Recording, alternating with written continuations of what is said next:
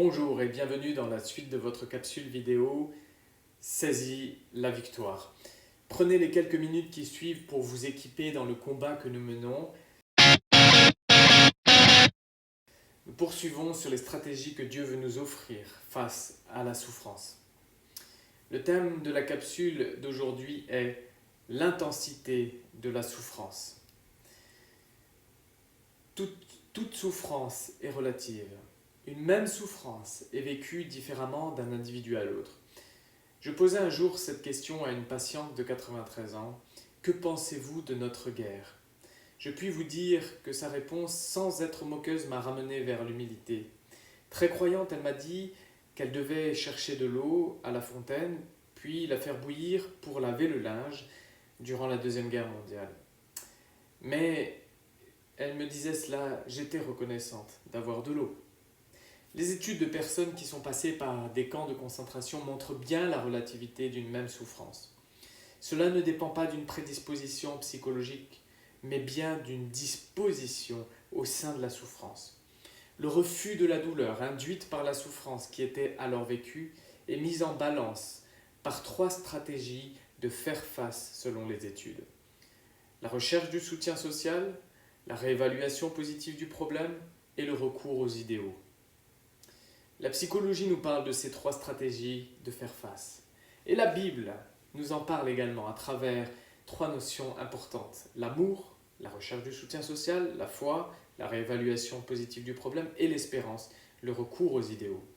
Dans la souffrance, nous devons admettre une chose. Le temps est au combat. Nous n'avons que deux issues face à la souffrance. Faire face et combattre, ou tourner le dos et subir. Mon encouragement aujourd'hui, c'est que vous combattiez votre souffrance pour en diminuer l'intensité, surtout éviter qu'elle augmente et la traverser.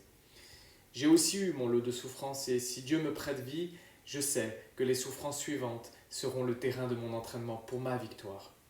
Nous trouvons les trois stratégies de faire face dans le psaume 42 dans la Bible. David parle d'une souffrance terrible. Il est poursuivi par ses ennemis pour être mis à mort.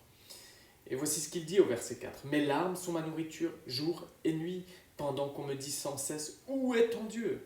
Alors il va appliquer à sa vie, à ce moment-là, les trois stratégies pour faire face. La recherche du soutien, cultiver l'amour, mais pas n'importe lequel.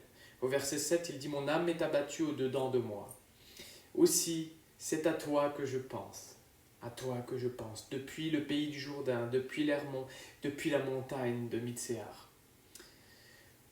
Le soutien se construit dans le passé de nos relations. Mais dans le confinement, parfois, nous ne pouvons pas trouver les ressources pour ce soutien. Ici, la relation dont parle David, c'est une relation essentielle, n'est pas avec n'importe qui, elle est avec Dieu. Il est isolé, apeuré, et il déclare Dieu comme son seul recours, son seul secours.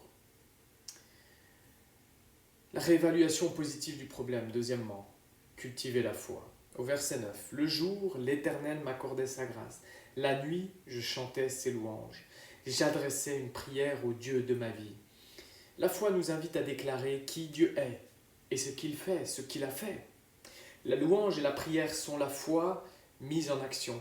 Les circonstances autour de nous sont contraires à ce type d'action, mais la foi nous y pousse. Et enfin, le recours à un idéal, cultiver l'espérance. Dans ce dernier verset de ce chapitre, voici ce que dit David. Pourquoi t'as battu mon âme? Et pourquoi gémis-tu au-dedans de moi? Espère en Dieu, car je le louerai encore. Il est mon salut et mon Dieu. L'espérance doit trouver un ancrage solide et ferme. Dieu est cet ancrage, et notre espérance placée en lui fonctionne comme une ancre solide et sûre. Il est préférable que notre espérance soit établie dans une assurance immuable. Rendez-vous compte de cette espérance annoncée par Jésus. Celui qui croit en moi vivra. Même s'il meurt, il vivra. Au-delà de la souffrance vécue, il y a une espérance vraie et ultime. C'est de vivre avec Dieu. Alors entrez dans le combat contre la cause de la souffrance, mais ne baissez pas les bras, s'il vous plaît. Ne laissez pas le découragement gagner ou la peur de la défaite vous arrêter. À très bientôt pour la suite. Que Dieu vous bénisse, vous fortifie, vous encourage dans le combat qui est le vôtre. Nous sommes là pour vous. Bonne journée.